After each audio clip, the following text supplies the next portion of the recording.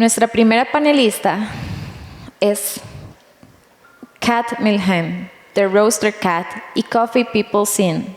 Estamos felices de comenzar esta mañana con este Care Talk. Kat, también conocida como Roaster Cat, es una tostadora, escritora, educadora, creadora de contenido, consultora, artista y amante del café en general. Comenzó en la industria del café hace 10 años como barista y aprendió a tostar en el 2017. En el 2018, Kat fundó Coffee People Scene, una publicación impresa de café y arte que celebra la creatividad de la comunidad cafetera. Ese mismo año, creó una cuenta de Instagram llamada Roaster Apprentice para documentar lo que estaba aprendiendo en el trabajo a través de ensayos y errores en eventos de tostado y seminarios. Desde entonces, esa cuenta se ha convertido en Roaster Cat, una plataforma donde Kat comparte consejos y trucos para tostadores, contenido detrás de escena de tostadoras y cosas que aprende y encuentra como profesional del café. Kat escribe publicaciones de la industria, incluyendo Roaster Magazine, comparte videos sobre café en YouTube, ofrece consultoría sobre tostado y redes sociales, viaja por todo el mundo del café para conectarse con una amplia variedad de profesionales del café y le encanta aprender todo lo que puede sobre él. Desde publicar una revista impresa hasta compartir conocimientos de tostado en línea, la pasión de Kat es alentar, equipar y empoderar a otros profesionales del café para que puedan compartir sus creaciones con el mundo. Kat abrirá nuestras mentes a la visión sobre la equidad en el ámbito del tueste y la sostenibilidad del café de especialidad. Bienvenida, Kat.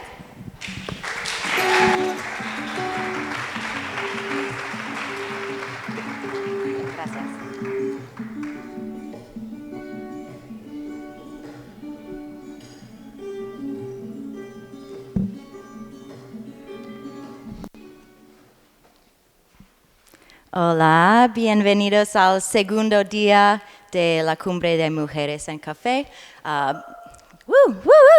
Sí. ¡Energía! Bueno, estoy muy emocionada a estar con todos ustedes hoy a compartir, pero también para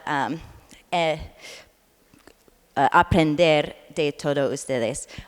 And now, I will switch to English. Es todo de mi español. All right. Today my session is called Charting the Course of Specialty Coffee, Roaster's Vision for Equity and Sustainability. I will cover Café de Especialidad, specialty coffee. I'll talk about where the term specialty coffee comes from, and how it has changed over the years, as well as how you as producers can be part of this growing specialty coffee market. If there's one thing I want you to take away from today, it's that there is a lot of information out there, and yesterday you heard a lot of information about how to improve your processes and different types of coffee processing. So there are resources available to allow you to succeed in this space of specialty coffee.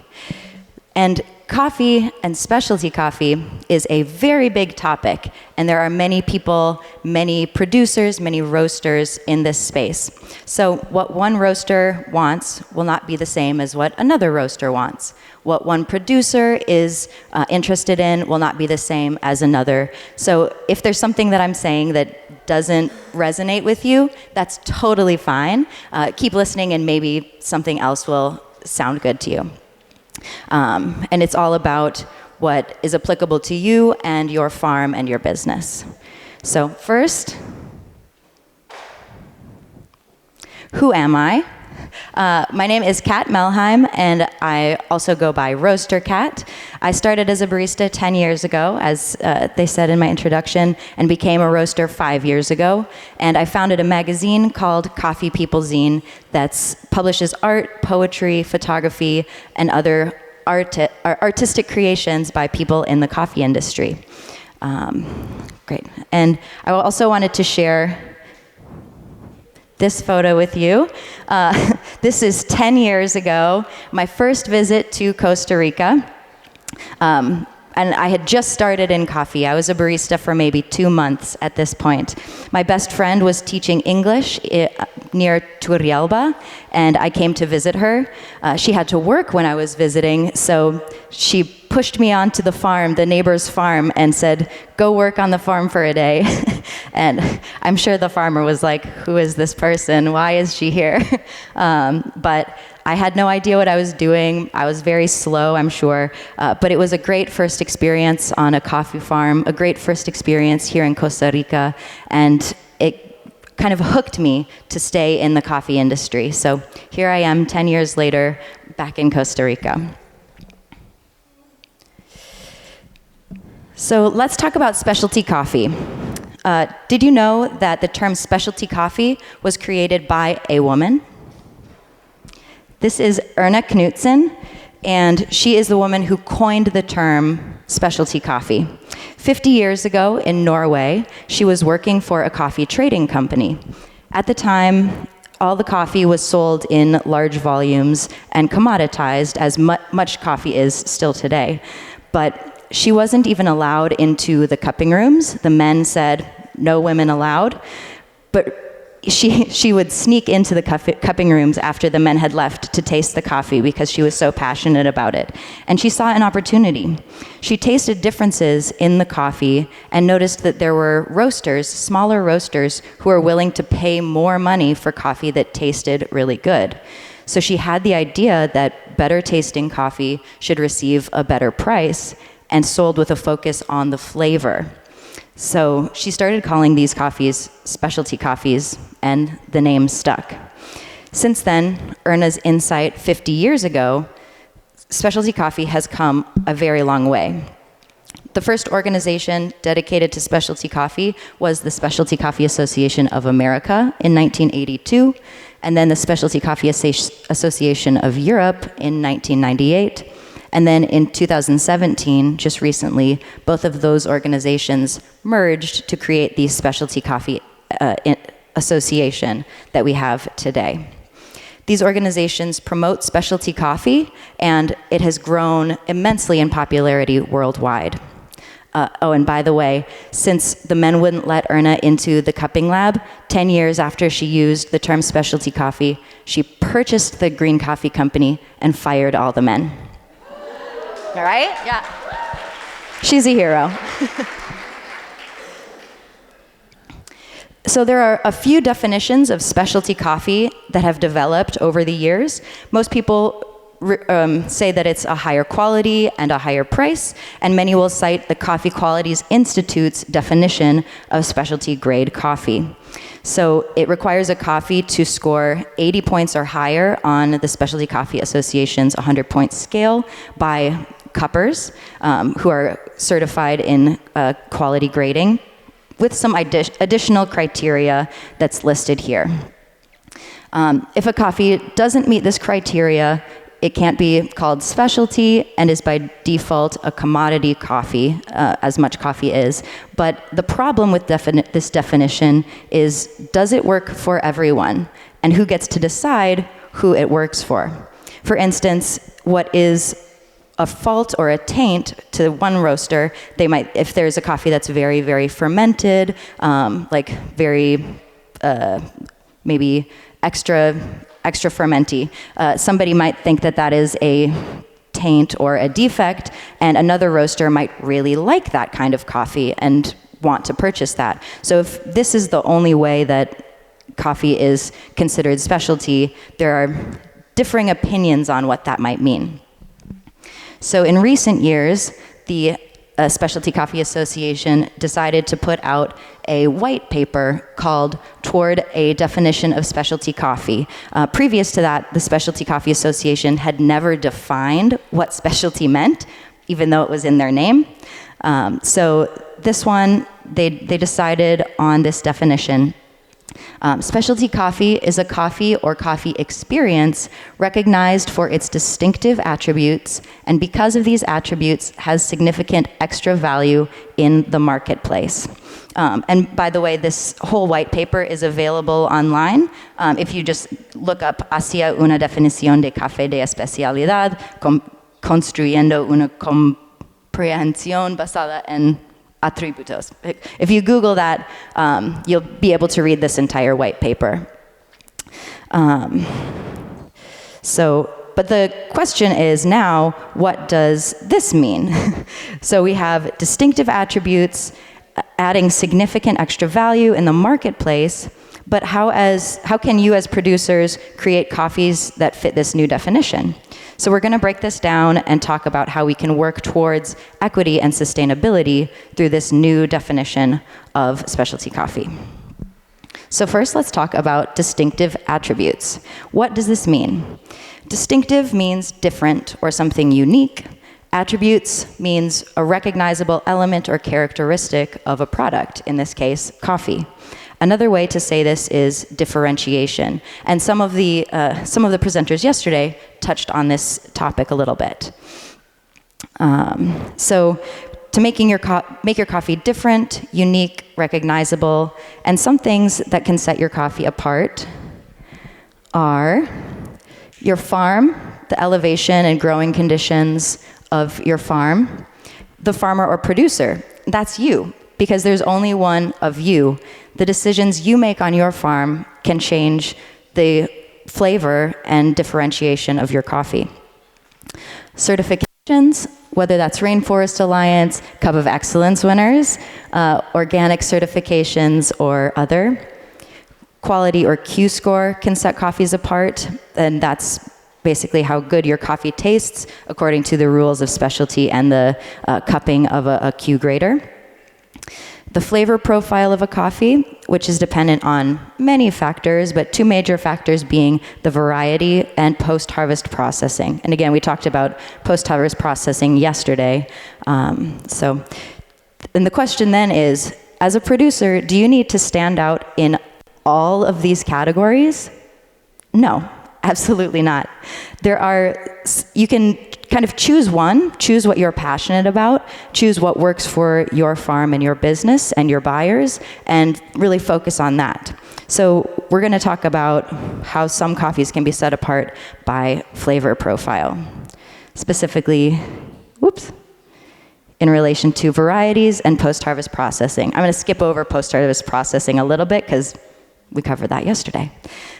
So the photo on the left there shows two different coffee varieties, a yellow bourbon and a mocha. You can see the difference in cherry size and flavor profiles are also different in different varieties of coffees, and I'm sure you already know that. But this is one way that farms and farmers can differentiate the coffees that they offer by growing different varieties. Of course, there's risk in growing different varieties because they do well or poorly in different growing conditions, but luckily there is a varieties catalog published by World Coffee Research. And this is a really great resource for anyone who wants to learn more about specific varieties. It's available to the public. It's also available in Spanish, so you can check out all of the varieties that they have cataloged here on World Coffee Research. They talk about the size of the plant, the rust resistance of the plant, the cup quality, and a lot of just different factors of each variety. So you can check that out and see if there are varieties that you'd like to grow as well. But of course, growing new varieties takes a couple of years, so if you want to have a more immediate impact on your coffee, you can investigate more into post-harvest processing. And again, we talked about this yesterday. So the traditional methods of washed, natural, and honey are pretty much always in demand in the specialty coffee industry.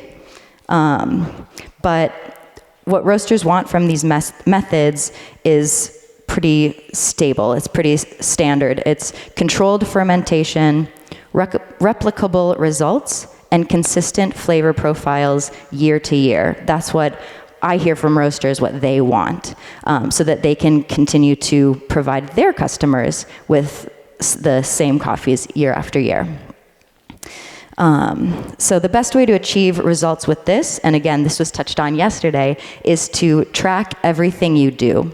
How many hours from picking your coffee does it enter the fermentation tanks? How many hours does it spend in any fermentation? How often do you mix it? How long does it take for it to dry? If you have access to be able to take moisture readings or sugar content or Brix readings or pH levels, track everything that you do, because if it works out really well, you'll be able to do it again, hopefully the next year.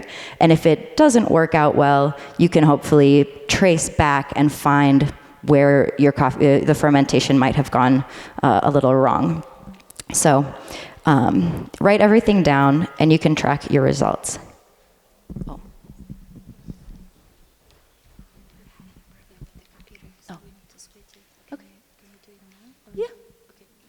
Hay un problema con la computadora, entonces sí. Espera un momento, por favor. Vamos a hacer un cambio para que podamos seguir disfrutando bien la presentación. Nada más un par de minutos y ya continuamos. ¿Podemos sacar un selfie ahora?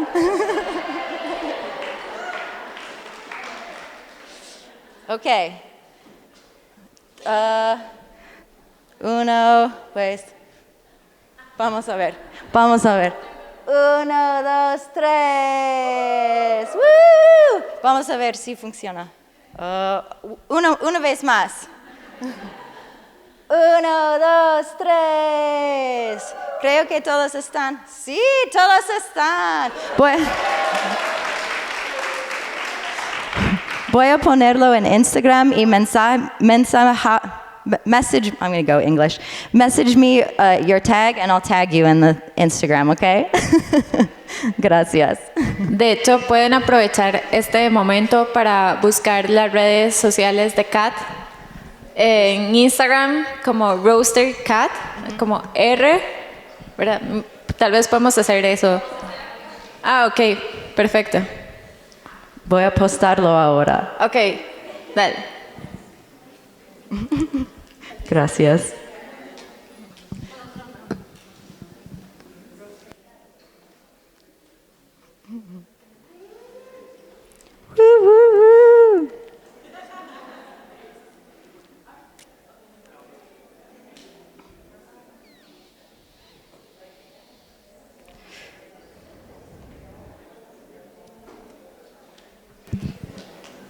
Tal vez yo ayer quería hacer una actividad y creo que es el momento mientras terminemos.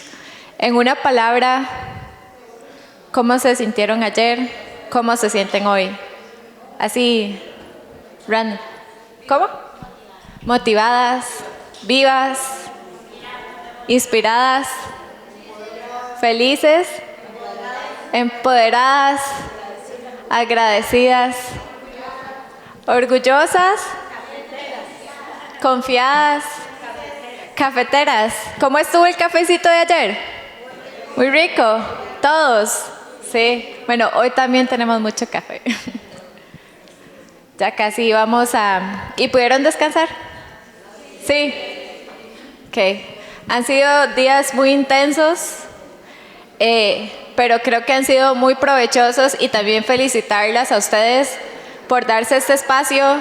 Son mamás, quizás hasta abuelas, hay trabajo, hay muchas obligaciones y el que estén aquí hoy también es un espacio y felicitarse ustedes mismas, ¿verdad? Por darse ese espacio y ese momento. Y creo que Kat, ¿ya lo publicaste? No, necesito sacar otra foto. Okay. Porque ok, vamos con otra foto. Vamos a hacer un video mejor, ¿ok? Ok, 1, 2, 3. Hola. Ok, ahora público. Aquí están las redes de Kat, por si alguien necesita verlas. Voy. Es R. Ajá. Do you have Facebook? Just Instagram, right? I have Facebook, but I don't go on it. Okay. So, yeah, just Instagram. Sí, solo Instagram. R O A. Oh, It's there? tenía otra idea. I had another idea. Okay. We'd say Cumbre de Mujeres en Café. With the en video. Mhm. Okay, Eso just mejor. I'm gonna finish. Yeah. A, S, T, E, R, K, A, T. Roaster Cat. Okay. Café. Ajá, sí, ya.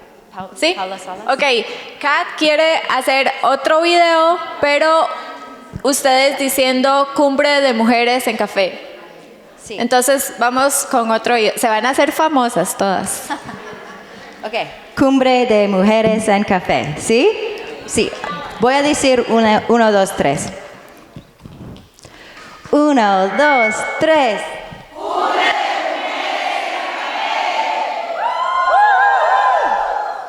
Perfecto, gracias. Ok, eso sería mejor que un foto. Un foto no puede capturar. Cool.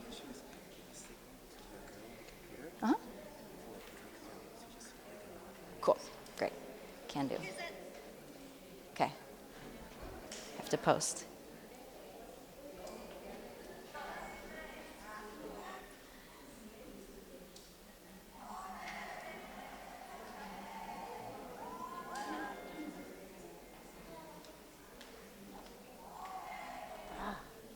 Muchas gracias. Ya vamos a continuar. Muchas gracias, Kat. Disculpa y seguimos disfrutando. Okay. Voy a postar después porque it takes time to post. All right. Back to it. Okay, so we have the catalog of varieties here.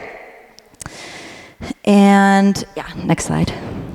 So post-harvest processing, we talked about that a little bit yesterday, and I'm not going to cover too much more today, but again, with the traditional methods of washed, natural, and honey, they're always in demand. The most important thing is to track everything you do.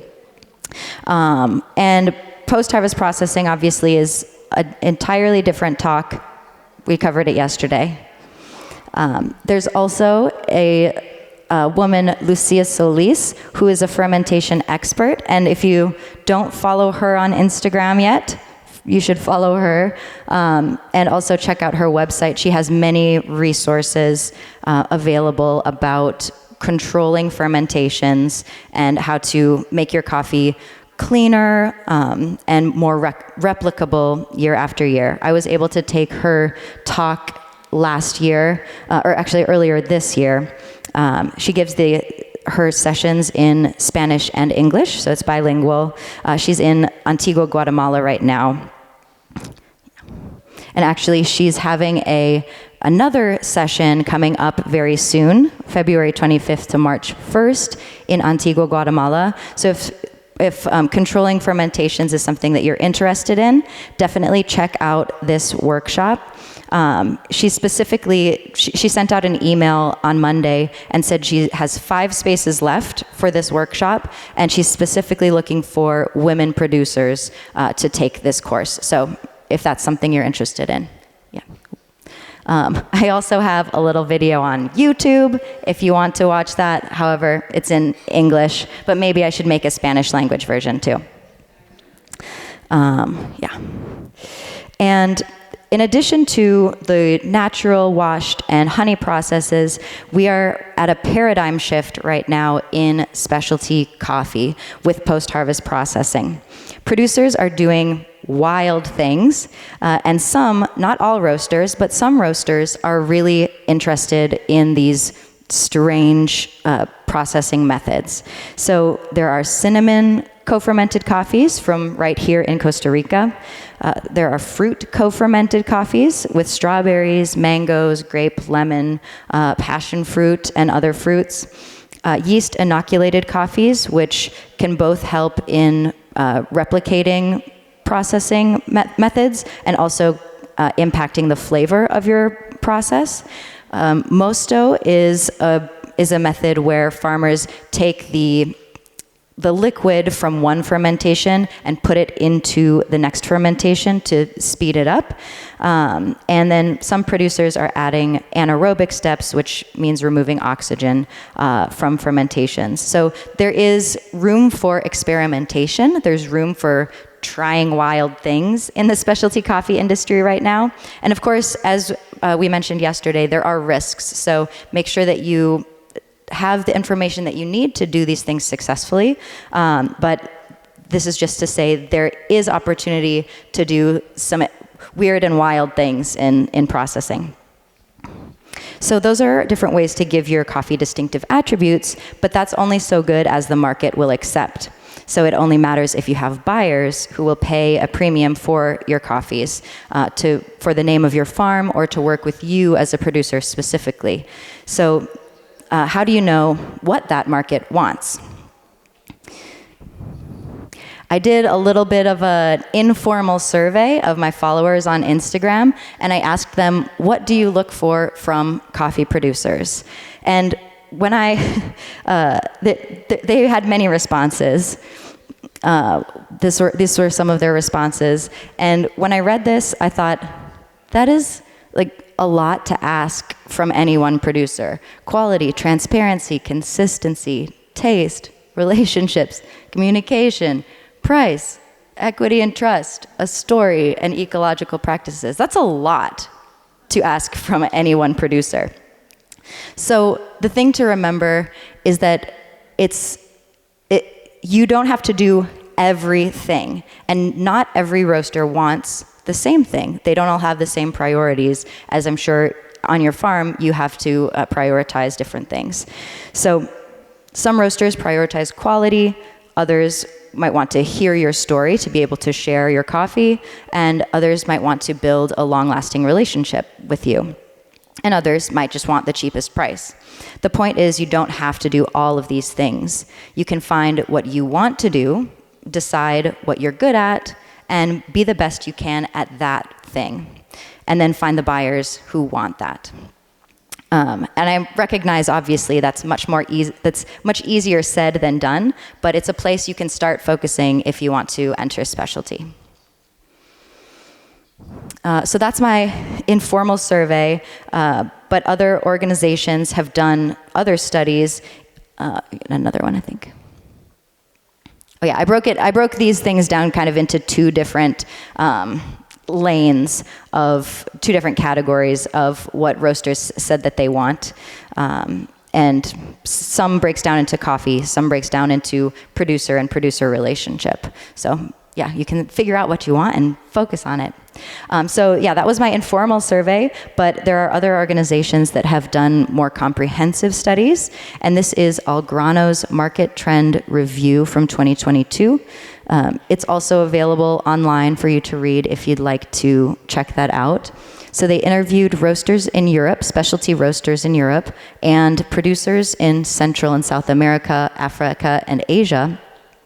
And this report found that 50% of roasters interviewed reported that direct business relationships in specialty coffee are important to them.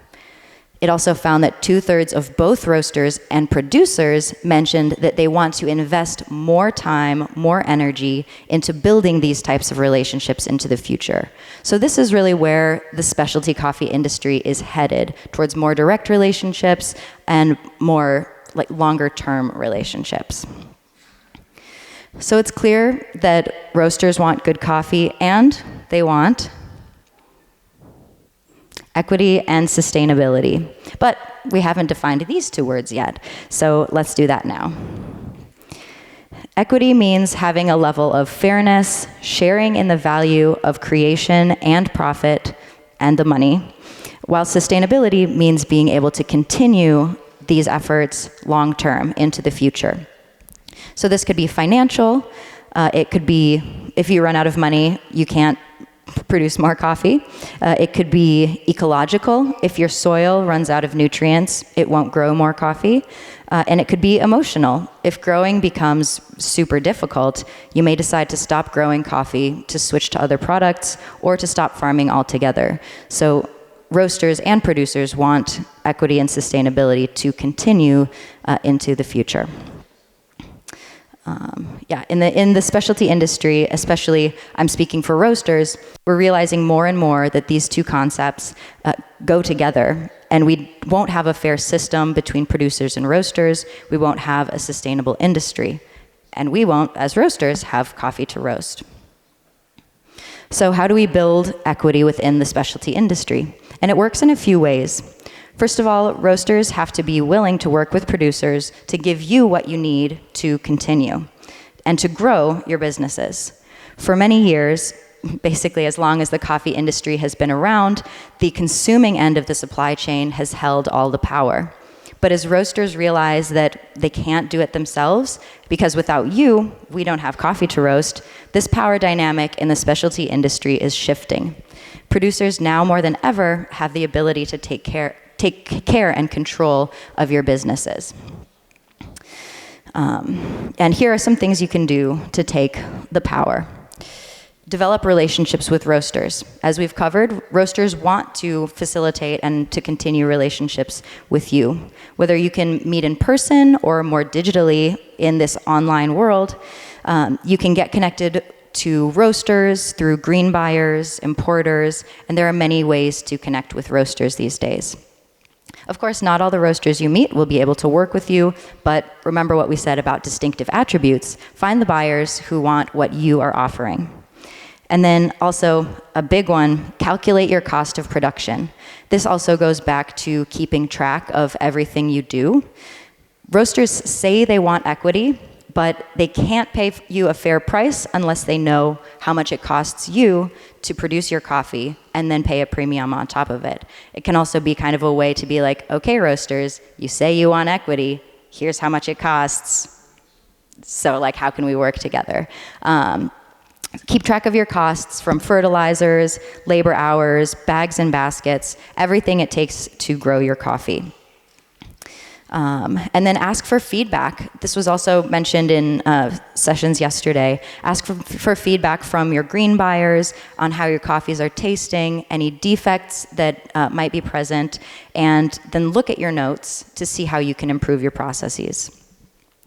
Learn different processing techniques is another way to take control of your business, of your farm. And there are many ways, whether you attend Lucia Solis's training camps or watch the YouTube videos, learn from your neighbors. There are many, many more ways to process your coffees now more than ever.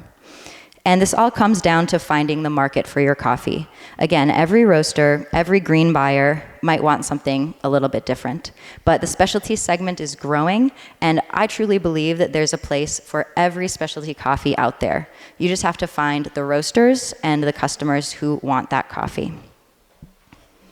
Of course, there are challenges and limitations. I'm not trying to paint a picture of rainbows and butterflies. There are, of course, challenges, including access to information and knowledge. Even as I was creating this presentation, so much of the information I was finding was in English, but we have Google Translate, we have different apps that can translate English to Spanish, so I would encourage you to use those to access the information that is available there.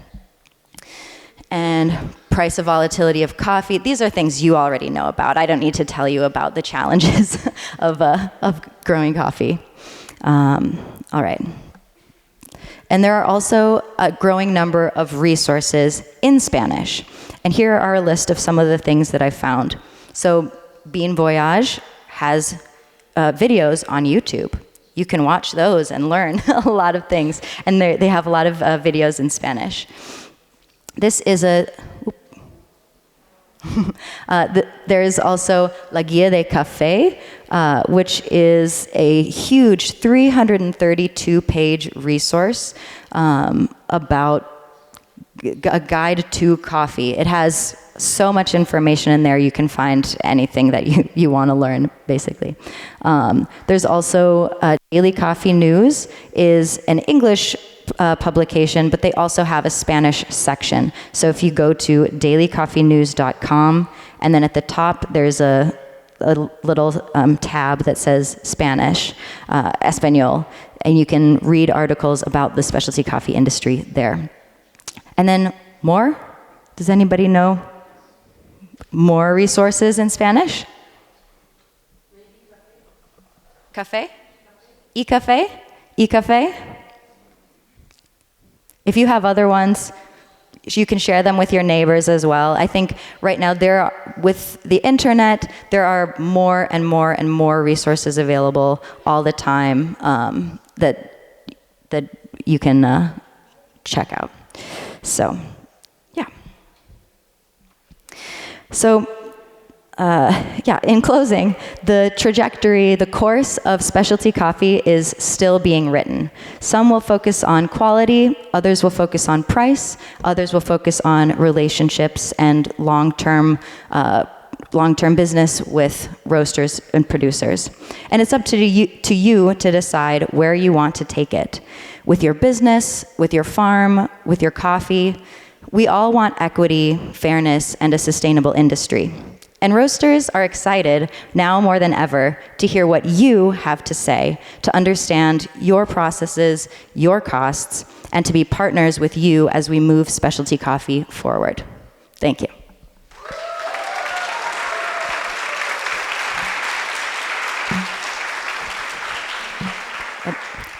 Time for preguntas.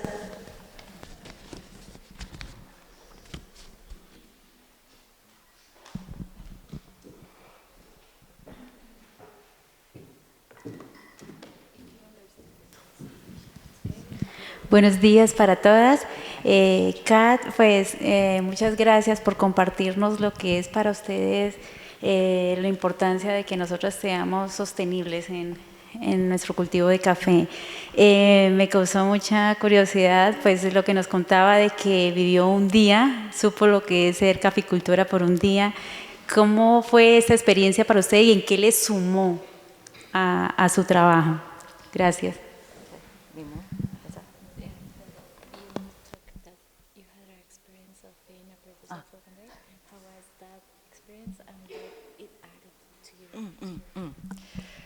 Pues fue muy impresionante para mí. I'll go to English. I could express myself better in English. Lo siento.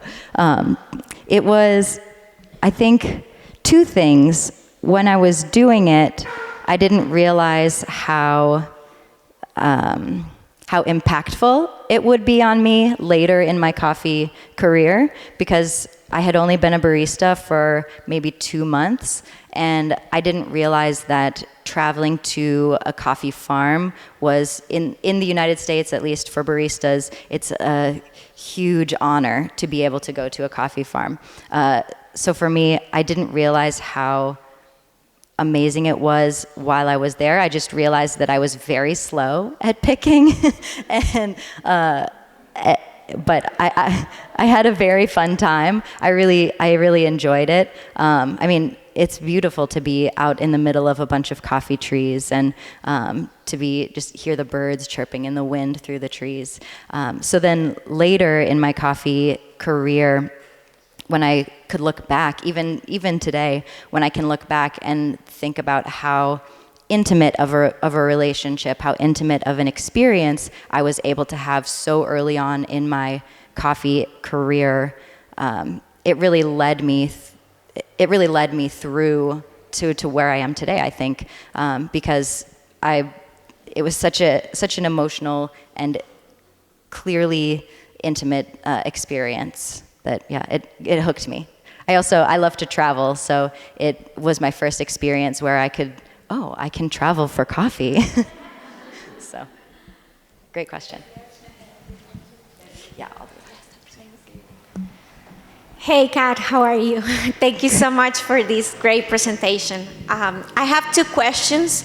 The first one is, based on your expertise as a roaster, what would you recommend when we have roasters or visitors coming to see our coffees? And we usually roast samples either a day before or the same day. And obviously, you know, the resting process of that roasting, sometimes the coffee can cut better if you give it a little more days. So what would be your advice to us in regards to that, and how can we approach the roasters or the customers explaining that, and also understanding that sometimes they require certain specifications of doing it the same day or the day before? Yeah. That would be the first question.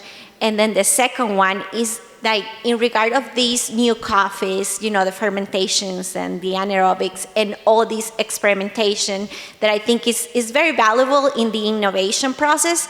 But as a roaster, does the roasting process change it for you, like the techniques that you have to use, and the value of acquiring those coffees that are so expensive in terms of like getting us as a producers, like, for doing a kind of investment like that? Not everybody can do that. And I feel like sometimes roasters want to have those coffees, but also like how important it is for the producer to understand if they're really in the moment to make those kind of experimentations that are going to cost them, and sometimes the result is not guaranteed. So, yeah, great questions. So for the first question, if you have to roast samples the day of or the day before somebody comes, I would say grind the coffees for cupping maybe an hour before you're going to taste, which usually people will say don't do that. You want to grind right before. But for coffees that were roasted very, very recently, if you grind them an hour before, or even if you do a half an hour before, that will help them degas and help the coffees open up so that the cuppers can taste the flavors with more nuance. So that's kind of my hack. This happens in our roastery actually a lot. We'll get samples and we'll have to give feedback the same day. So we grind an hour before we're going to cup. So that's one way you can do it. And was there a second part to that question? Okay, great.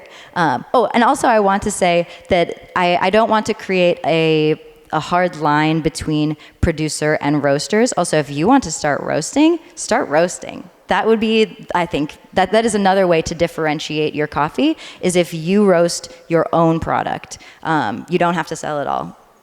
Let's do it your own. All right, and then the second question with the experimental processes. This is a really difficult one, and I don't know how exactly to answer for everyone, because as you know, every producer has a different level of risk tolerance. Every producer has different moisture and susceptibility to over-fermentation or mold. I would say if experimental fermentation is something that you're really excited about just because you want to try it, do it. If it's something that a roaster approaches and says, I want you to do this, maybe skip it. Like if it's something that you are interested in learning more about, you're interested in experiencing and experimenting with, you think it will be fun, and you have the ability to risk a little bit, then go for it.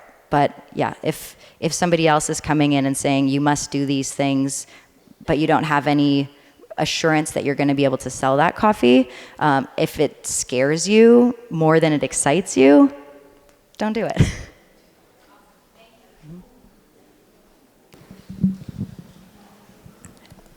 Buenos días. Yo soy de Cotobruz.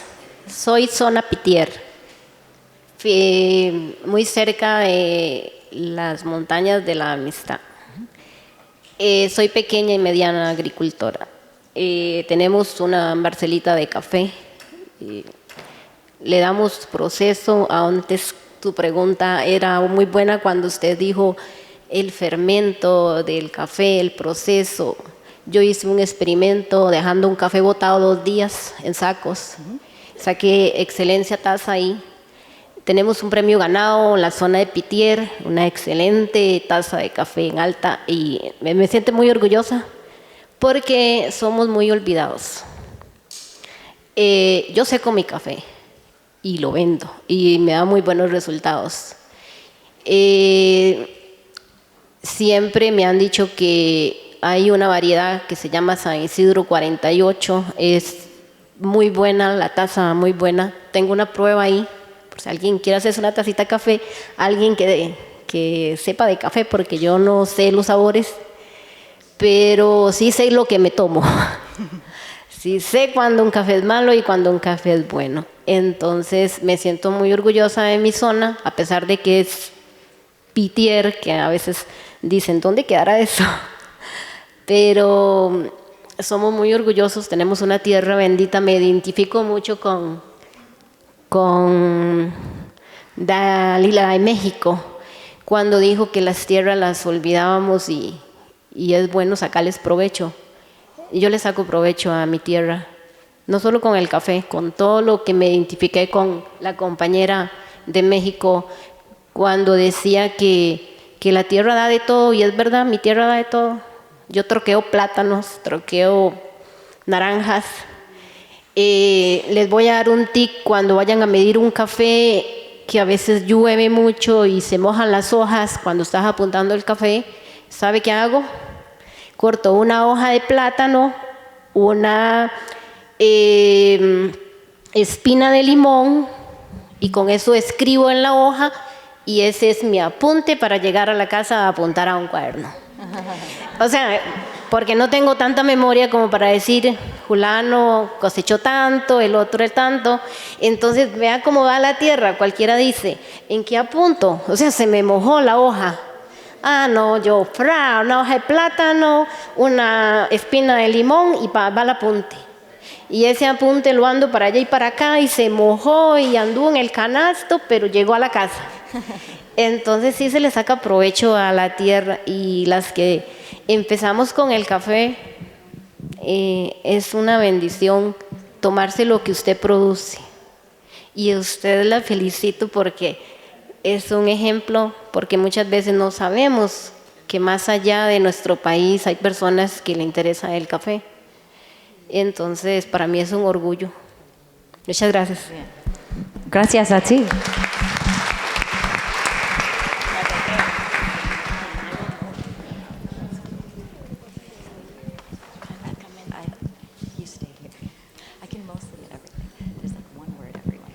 Hey Kat, I just want to ask you about your own personal experience with coffee, regarding if you have a ritual when roasting, and also when selecting your own coffee to roast. What's the process? Do you reach out to the origin, how you choose varieties, and do you work directly with the producer, or do you use an intermediary? Thank you for that question. I'm a production roaster, so I don't get to choose what coffees I roast. I work for a company who has an owner and a green buyer, and he chooses what coffees we're going to bring in. So he does have a lot of direct relationships with many producers. It depends on the country, because different countries have different kind of supply chains. But in fact, I'll be visiting 2 of our producers in Costa Rica, in Tarrazú, in the next couple of days. So I'm very looking forward to that. But yeah, his process for selecting coffee, and every roaster is different, but his process for selecting coffee is, we have a big menu, and he wants to fill different sections of that menu. So we want some coffees that are chocolatey and rich, other coffees that are kind of weird and more natural, fruity flavors, some coffees that are washed and delicate and floral. And so he receives samples from a bunch of different a bunch of different importing companies, and from the producers that he works with directly, tastes through them and decides if they'll go in kind of one of those sections of our full cafe menu. So I wish I could do more of the decision making, maybe someday, but right now, yeah, just a production roaster. Okay. Una pregunta más. Gracias. Hola, bueno, mi nombre es Marisol, vengo de México, del estado de Veracruz. Yo he trabajado, bueno, soy catadora, soy productora y asesoro técnicamente a otros productores, principalmente a los que ya están más lejos de lo que es mi municipio. Tenemos una altura arriba de los 1,500 metros sobre el nivel del mar y durante pandemia hicimos un café precisamente así de especialidad para un tostador de España. Ese café ganó un primer lugar en taza y en sabor. Nosotros, a pesar de no tener tanta tecnología como para medir grados Brix, los tanques de fermentación, lo hicimos con lo poco que teníamos y nos salió.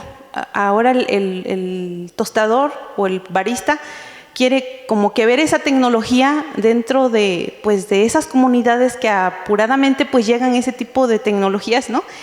Pero también tenemos apoyo por parte de un colegio de posgraduados de Peñuela que nos da también esa asesoría para poder medir temperatura, tiempo de fermentación, darle la fermentación adecuada, en qué tiempo vamos a medir esos grados Brix, porque luego a principio de pepena los grados Brix, el dulzor está muy bajo, y trabajé con esas, fueron hombres y mujeres,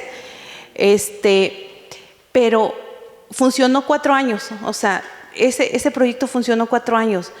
Cuando el tostador a veces se compromete a decirnos, sí lo quiero, pero te pago la mitad en un tiempo y te pago la otra mitad en otro tiempo, y aunque es un buen precio, esa es el conflicto, ¿no? Porque el productor come todos los días, gastamos todos los días, ¿no?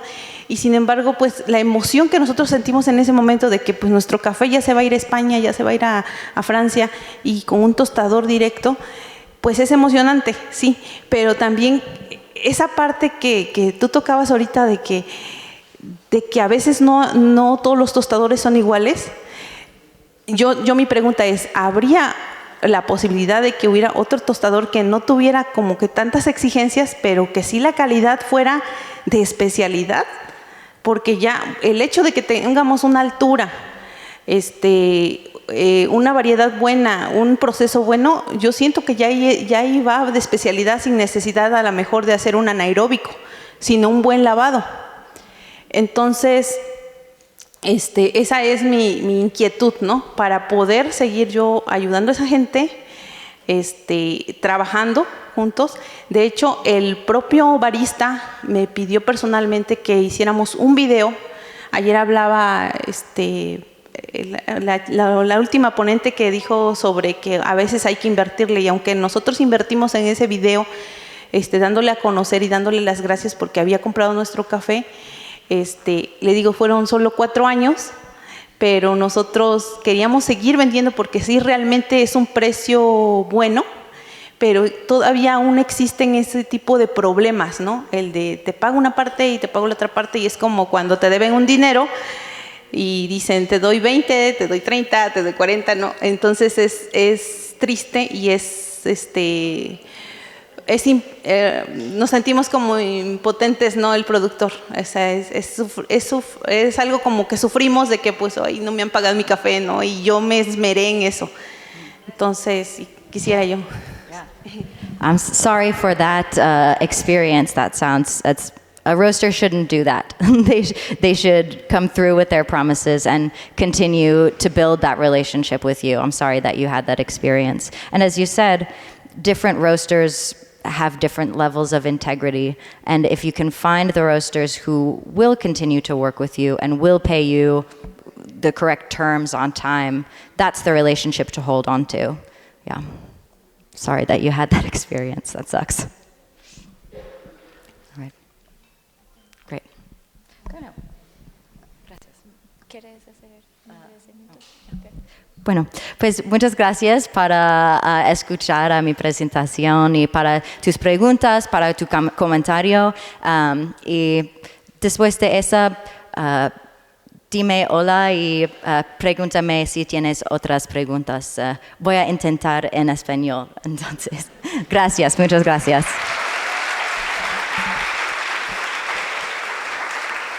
Muchas gracias a Kat por... Well, I'm going to do it in English. Kat, thank you for sharing your experience and your reflections and also for your energy here upstairs. So, thank you again. Muchas gracias a Kat por, primero, esa energía tan linda que tiene, por su experiencia. Si la siguen en redes sociales van a conocer mucho más de su trabajo, su increíble trabajo. Y también, si quieren conversar con Kat, hay voluntarios que pueden acompañarlas a ustedes para que ayude con la traducción.